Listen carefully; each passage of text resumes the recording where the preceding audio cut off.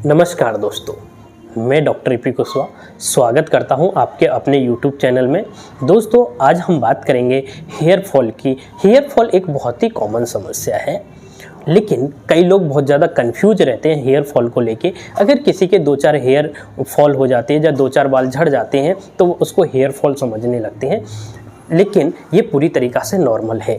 अगर आपके 50 से लेके अगर 100 बाल रोज़ के गिर रहे हैं तो ये पूरी तरीक़ा से नॉर्मल है, आपको हेयर फॉल की समस्या नहीं है। लेकिन आपके हेयर 150 या 200 से ज़्यादा रोज़ के झड़ रहे हैं तो आपको हेयर फॉल की समस्या है। आपको अपने किसी नज़दीकी डॉक्टर से मिलना चाहिए और अपना ट्रीटमेंट कराना चाहिए। दोस्तों ये जो 50-100 रोज़ के बाल झड़ते हैं उसके पीछे क्या रीज़न है? दोस्तों, ये हमारे हेयर की एक साइकिल है। इस साइकिल को समझते हैं दोस्तों, और साइकिल समझने से पहले हम थोड़ी सी हेयर की स्ट्रक्चर के बारे में जान लेते हैं।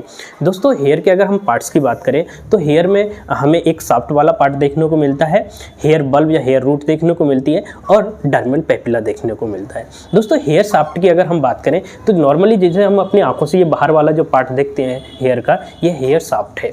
और ये जो हेयर शाफ्ट है इसके अंदर कोई भी जान नहीं रहती है, ये केराटिनाइज्ड रहता है, केराटिन प्रोटीन का बना होता है। और जब भी हम बाल कटवाते हैं इसलिए दर्द नहीं होता है, क्योंकि इसके अंदर जान नहीं है, इसलिए हमें दर्द भी नहीं होता जब भी हम बाल कटाते हैं। दोस्तों, हेयर बल्ब या हेयर रूट की अगर हम बात करें तो इसके अंदर लिविंग सेल रहती हैं, यानी कि जिंदी सेल रहती हैं, और वो लगातार डिवीजन करती रहती हैं, जिसके कारण हेयर की लंबाई बढ़ती है। नॉर्मली अगर हम हेयर की लंबाई की बात करें तो 1 महीने के अंदर लगभग 1 सेंटीमीटर हेयर बढ़ पाता है, और 1 साल के अंदर लगभग 12 सेंटीमीटर हेयर बढ़ पाता है।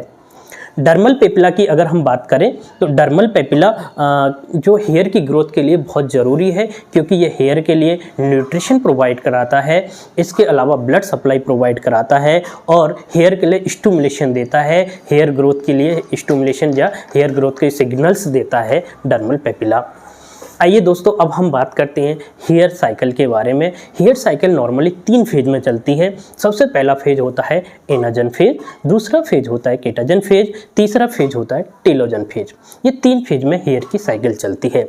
अगर हम पहले फेज की बात करें, एनाजन फेज की अगर हम बात करें, तो इसके ड्यूरेशन की अगर हम बात करें तो 2 साल से लेके 8 साल तक का इसका ड्यूरेशन रहता है। और इसमें जो हेयर हैं वो कंटिन्यू ग्रो होते रहते हैं, कंटिन्यू बढ़ते रहते हैं। इसीलिए, और ये जो ड्यूरेशन है इसका 2 साल से लेकर 8 साल तक का, ये अलग अलग लोगों में अलग अलग हो सकता है। नॉर्मली 2 साल से लेकर 8 साल तक का रहता है। इसी कारण से किसी किसी के बाल बहुत बड़े हो जाते हैं, क्योंकि उनके बाल लगातार बढ़ते रहते हैं। आपने देखा होगा किसी किसी के बाल जो है 2-2 फीट बड़े हो जाते हैं, लेकिन किसी के फिट आधे फीट से ज़्यादा बड़े होते नहीं है किसी किसी के हेयर। उसके पीछे रीज़न ये है कि उनका जो एनाजन फेज है वो काफ़ी बड़ा है, जिसके कारण उनके बाल जो है काफ़ी बड़े हो गए हैं। दोस्तों, सेकंड फेज आता है केटाजन फेज। इसे हम ट्रांजिशन फेज के नाम से भी जानते हैं, और इसके अगर हम ड्यूरेशन की बात करें तो ये 2 वीक का रहता है। तीसरे फेज की अगर हम बात करें तो तीसरे फेज को हम रेस्टिंग फेज भी बोलते हैं। इसके अगर ड्यूरेशन की अगर हम बात करें तो 2 महीने से लेके 4 महीने का रहता है। देखिए, इसमें जो हेयर है वो ग्रोथ करना बंद कर देता है, और उसकी जो जड़ें हैं वो थोड़ी सिकुड़ जाती हैं, और उसका जो हेयर है वो अपनी जगह से थोड़ा सा ऊपर निकलने लगता है, और उसी टाइम पे उसके नीचे जो है एक नया हेयर उगना चालू हो जाता है। धीरे धीरे जो नया हेयर है वो एनाजन फेज में चला जाता है, यानी कि वो ग्रो होने लगता है नया हेयर, और वो पुराने हेयर को धीरे धीरे ऊपर की ओर धक्का मारने लगता है। अब जैसे ये पुराना वाला हेयर है वो इसको धीरे धीरे धक्का मारेगा, और एक टाइम ऐसा आएगा कि ये पुराना वाला जो हेयर है वो बाहर निकल जाएगा। और ये जो नॉर्मली हमें डे टू डे लाइफ में जो हमें हेयर गिरते हुए दिखते हैं, ये यही बाल हैं पुराने वाले जो नेचुरली गिरते हैं हमारे, तो ये पूरी तरीक़ा से नॉर्मल है दोस्तों। लेकिन अगर किसी को हेयर फॉल हो रहा है तो हेयर फॉल होने के पीछे कई सारे कारण हो सकते हैं। जैसे किसी का जेनेटिक कारण हो सकता है, जेनेटिक की वजह से हेयर फॉल हो सकता है। इसके अलावा एक टेंशन और स्ट्रेस एक बहुत बड़ा कारण है हेयर फॉल के लिए। इसके अलावा वीकनेस की कंडीशन हो सकती है, कोई बीमारी हो सकती है जैसे टाइफाइड हो सकता है, या फिर कई लोगों को हार्मोनल इम्बैलेंस हो सकते हैं, थायराइड का हार्मोन की प्रॉब्लम हो सकती है।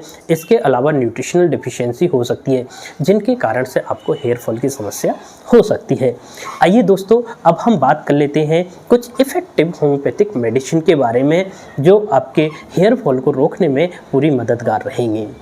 दोस्तों R89 ड्रॉप रेकवेक कंपनी की आती है। ये बहुत ही इफ़ेक्टिव मेडिसिन है हेयर फॉल के लिए। दोस्तों ये हेयर जो फॉलिकल्स रहते हैं उनको रीग्रो कराने में हेल्प करती है। इसकी आपको 15 बूंद आधा कप पानी में डाल के सुबह, 15 बूंद दोपहर, 15 बूंद शाम, यानी कि दिन में आपको 3 बार लेनी है 15-15 बूंद आधा कप पानी में डाल के। दोस्तों साथ में आपको AC हेज 9 टैबलेट लेके आनी है वैक्सन कंपनी की। इसकी एक टैबलेट आपको सुबह, एक टैबलेट शाम लेना है। इसकी जो टैबलेट है उसको आपको डायरेक्ट चूस लेना है दोस्तों, एक टैबलेट सुबह में, एक टैबलेट शाम में। इसके अलावा आपको जेवर इंडी हेयर ऑयल लेके आना है विजल कंपनी का, और इसके हेयर ऑयल से आपको अपने जो हेयर हैं उनकी जड़ों में हल्के हाथ से आपको मसाज करनी है। साथ में दोस्तों आपको अर्निका हेयर शैम्पू लेके आना है, और जब भी आप अपने हेयर को धुलेंगे इसी शैम्पू से धुलना है आपको। दोस्तों ये जो मेडिसिन है ये बहुत ही इफ़ेक्टिव मेडिसिन है हेयर फॉल के लिए। दोस्तों ये मेडिसिन एक्ट कैसे करती हैं? दोस्तों ये जो हेयर की जो जड़ें रहती हैं वहाँ पे ब्लड सप्लाई बढ़ाने का काम करती हैं, साथ में उनको स्टिमुलेशन देने का काम करती हैं।